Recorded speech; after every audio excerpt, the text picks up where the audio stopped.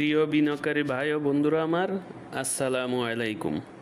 Share বাজার অর্থনীতি ও বিনিয়োগ বিশ্লেষণ প্ল্যাটফর্মের দৈনিক সূচক বিশ্লেষণ পর্বে স্বাগতম। আজ সপ্তাহের দ্বিতীয় কার্যদিবস। আজকে মার্কেট 22.76 পয়েন্ট নেগেটিভ রেখে দিন শেষ করেছে। মোট সূচক দাঁড়িয়েছে 5332.07, যা গতকালকের থেকে 22.76 পয়েন্ট কম। আর টাকার পরিমাণে লেনদেন হয়েছে 805.99 কোটি, যা গতকালকের থেকে প্রায় 60 কোটি টাকা কম। টাকার পরিমাণের দিক দিয়ে দেখলে মার্কেট এখনও একটা ভালো অবস্থানে আছে বলে আমি মনে করি।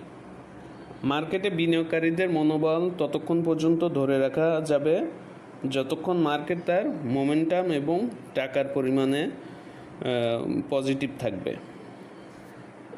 আজ ব্লকে লেনদেন হয়েছে 37টি কোম্পানি, আর টাকার পরিমাণে ছিল 21.03 কোটি। আজকে টপ সেক্টর বাই গেইনারে ছিল আপনার যে পাঁচটি: textile, engineering, mutual fund, bank, pharma and chemical. আর ভ্যালুতে ছিল bank, textile, insurance, pharma, fuel and পাওয়ার।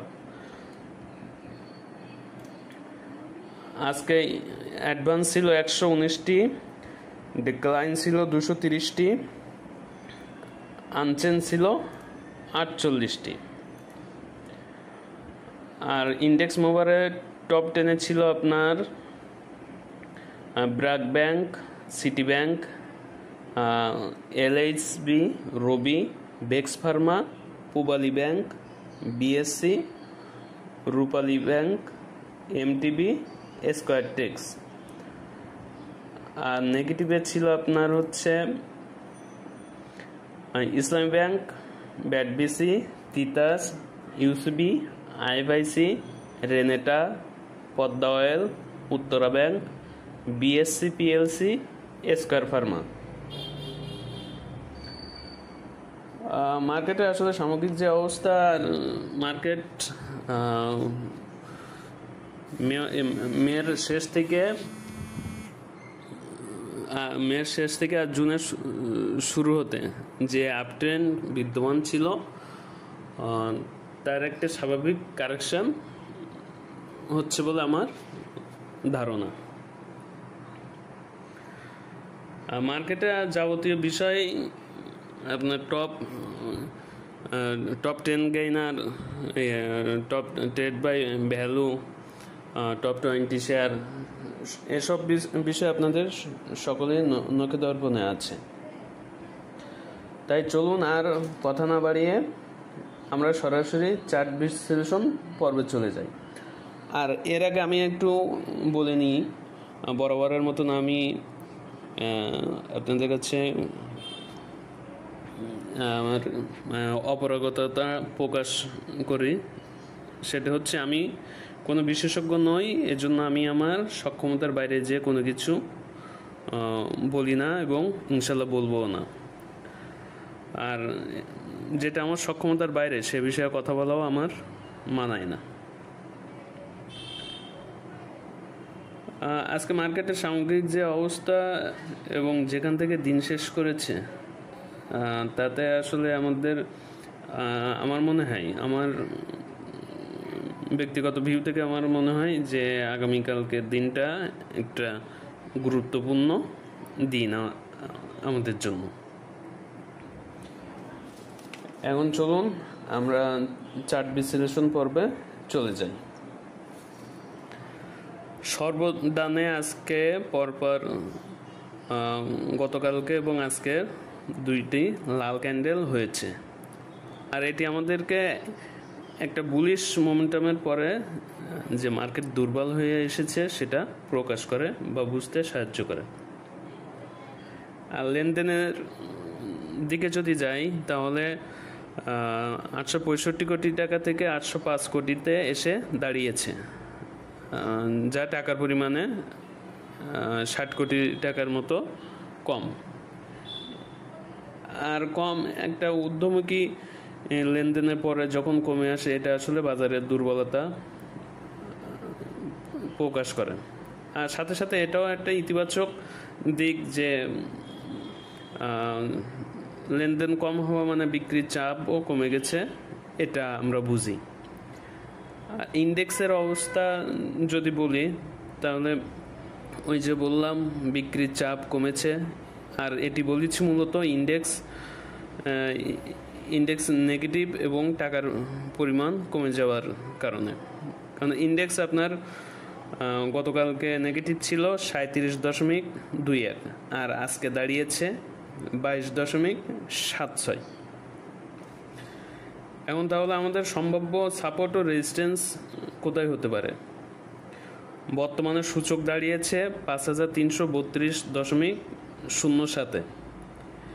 এই হিসেবে মাইনাস সাপোর্ট হতে পারে 5300, আর এটি যদি কোনো কারণে ভেঙে যায় তাহলে মেজর সাপোর্ট হবে 5270। ইনশাল্লাহ আমরা আশা করি যে আল্লাহর রহমতে মাইনাস সাপোর্টে আসার আগে মার্কেট আবার ইউটার্ন নিবে। আর বর্তমান অবস্থা অনুযায়ী মার্কেটের রেজিস্ট্যান্স হবে 5350। এখন তাহলে আমরা কি করতে পারি বা আগামীতে কি হতে পারে? আমরা তো এতক্ষণ চার্ট দেখলাম, ইন্ডেক্স দেখলাম, লেনদেনের পরিমাণ এবং সম্ভাব্য সূচকের সাপোর্ট ও রেজিস্ট্যান্স দেখলাম। তাহলে এখন কি হতে পারে বা আপনি কোন দিকে যেতে পারি? আমি যেহেতু কোনো ধরনের জ্ঞান দেওয়ার সক্ষমতা রাখি না, সেই হিসেবে আমার নিজের দর্শনটা এখানে উপস্থাপন করতেছে। কারণ এই শেয়ার বাজার অর্থনীতি ও বিনিয়োগ বিশ্লেষণ প্ল্যাটফর্মে আমি আমার মতামত উন্মুক্তভাবে প্রকাশ করতে পারি। আর এই মার্কেটে সামগ্রিক অবস্থায় এখন যেটা আমার কাছে মনে হয়েছে, আর এই ক্ষেত্রে আমার দর্শন হবে আমি সতর্ক অবস্থান করব। কারণ মার্কেট পরপর 2 দিন মাইনাস আর ভলিউমও কম, যা মার্কেটের একটা কন্টিনিউ আপট্রেন্ডের পরে পুলব্যাক বা কারেকশানের নির্দেশ করে। আর কালকেও যদি মার্কেট নেগেটিভ থাকে, আর সেটি যদি আজ এবং গতকালকের সাথে মিলিয়ে এভারেজ নেগেটিভ থাকে, তাহলে আমার তো কোনো কথাই নেই। আমি তাহলে এই বিষয়ে কনফার্ম হব যে পুলব্যাক বা কারেকশানে যাচ্ছে মার্কেট। কিন্তু ঘটনা হচ্ছে মার্কেট শেয়ার বাজার প্রতিনিয়ত পরিবর্তনশীল। যে কোনো বাজারই আপনার প্রতিনিয়ত পরিবর্তনশীল। যে কোনো একটি ঘটনা, যে কোনো একটি ইতিবাচক অর্থনৈতিক খবর যে কোনোভাবে আমাদের মার্কেটকে ঘুরিয়ে দিতে পারে। সেটার বড় প্রমাণ হচ্ছে টেক্সটাইলে আসলে গত এই কার্য দিবসের আগে এবং বৃহস্পতিবারের শেষ কার্য দিবসেও আপনার টপ 5-এ থাকলেও টপ 5 বা 6-এর দিকে এমন ছিল।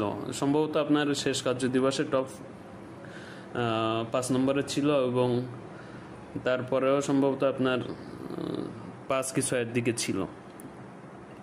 একটা শুল্ক ঝড়ের কারণে সেক্টরটা একটু দুর্বল হয়ে গেছিল, কিন্তু তারপরে সেক্টরটা কিন্তু ইউটার্ন নিয়েছে। আর এই যে 2 দিনে আজকেও মার্কেট নেগেটিভের ভিতরে সেক্টরটা কিন্তু আজকে টপ গেইনারে ছিল। কারণ কি? এটার ওই যে আমি শুক্রবার এবং শনিবারের ভিডিওতে আলোচনা করেছি, বিস্তারিত আলোচনা করেছি শুল্ক টেক্সটাইল সেক্টর নিয়ে। সেখানে বলেছিলাম যে একটা ইতিবাচক নিউজ আসতে পারে শুল্ক নিয়ে আর এই সেক্টর নিয়েও। আর সেটা আসলে এই গুঞ্জনটা বাতাসে উঠতেছে। আর সেই কারণে আমার মনে হয়েছে আজকের এই সেক্টরটি গত 2 দিন পরে আবার টপ গেইনারে চলে এসছে। এখন যাই হোক, এখন মার্কেট কমতেছে বলে যে কমতেই থাকবে, কোনো ধরনের ব্যবসা হবে না, এটা হতে পারে না। অবশ্যই ব্যবসা হবে, আর সেইভাবে আমাদের ব্যবসা করতে হবে। আমি পূর্ববর্তী ভিডিওতে বলেছি যে মার্কেট পরিবর্তনশীল, যে কোনো একটা ইতিবাচক ঘটনায় মার্কেট যে কোনো সময় ইউটার্ন নিতে পারে। এজন্য আমাদেরকে সবসময় সচেতন থাকতে হবে। এই ছিল সামগ্রিক সূচক বিশ্লেষণ পর্ব। আর এই প্ল্যাটফর্ম থেকে টেক্সটাইল সেক্টর নিয়ে 3টি কোম্পানি ওয়াচলিস্ট দিয়েছিলাম 18/7/25-এ। আর সেই 3টি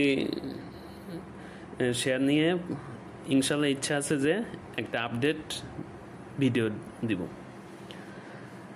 যাই হোক, আজকে এই পর্যন্ত সূচক বিশ্লেষণ পর্বে। আপনারা আমাকে যেখান থেকে শুনেছেন সবাইকে ধন্যবাদ। সবার কাছে আমি দোয়া প্রার্থী। আর আমার এই তথ্য উপাত্ত উপস্থাপনের যদি কোনো ধরনের ভুল ত্রুটি হয়ে থাকে অবশ্যই ক্ষমা সুন্দর দৃষ্টিতে দেখবেন, কারণ আমি বরাবরই বলছি, এখনও বলছি, আমি কোনো বিশেষজ্ঞ নই। এই জন্য আমাকে ক্ষমা সুন্দর দৃষ্টিতে দেখবেন। সবাই ভালো থাকবেন, সুস্থ থাকবেন। আর ইনশাল্লাহ চেষ্টা করবো যে টেক্সটাইল সেক্টরের ওই আমার ওয়াচ লিস্টের আপডেটটা দেওয়ার জন্য। আসসালামু আলাইকুম।